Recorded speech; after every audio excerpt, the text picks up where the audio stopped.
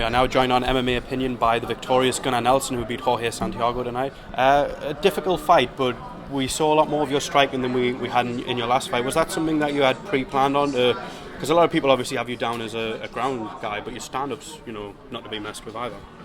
Yeah, I'm definitely more experienced on the ground. The first thing I ever did though was striking, and I haven't really experienced too much with it in my fights, so I'd like to start doing that now. And I was training a good bit of it before this fight, and I do believe that's probably one of the reasons why I showed more of it in this fight. And also Santiago is a tough ground fighter, and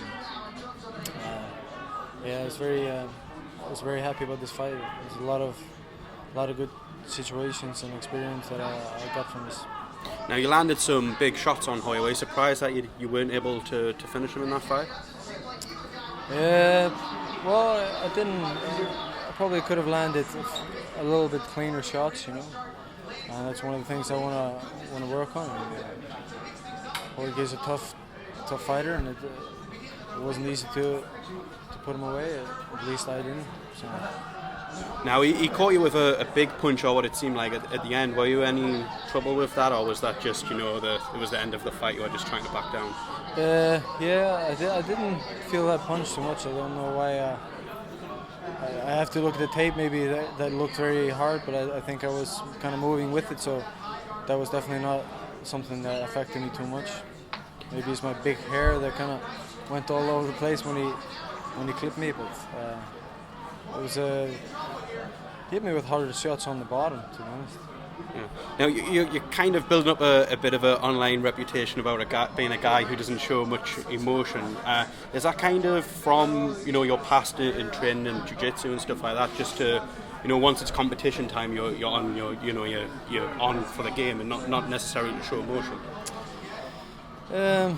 I do believe I'm just like this.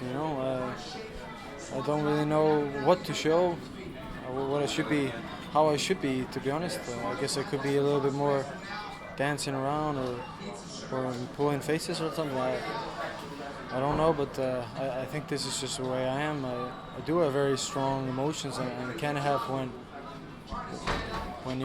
with friends and that kind of thing. But I don't think when I'm fighting and when I'm in the UFC, my focus is pretty much on that and on what I'm going to do, and so maybe emotions don't come out too much here. Yeah.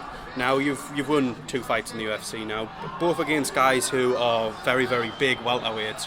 DeMarquez didn't come in on weight. Jorge's fought at middleweight before.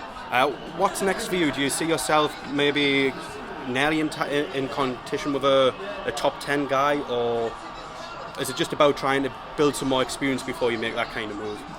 Yeah, well, it's all about experience and learning better, be in situations and experiences so that you can work on your skills, and I'll welcome any fight, to be honest. Now, ideally, when would you like to be back in the cage? Are you looking for a little bit of time off to heal up, or are you going to get straight back in the gym and just wait for that call? Yeah, I'm always training, I don't really have a hard few weeks before a fight or a couple of months. I'm always constantly training, and I'll get back home, and you always rest, but then I'll get back to it, and I'd like a little bit of time to work on some things, but I'm here. Thank you very much for your time, Gunnar.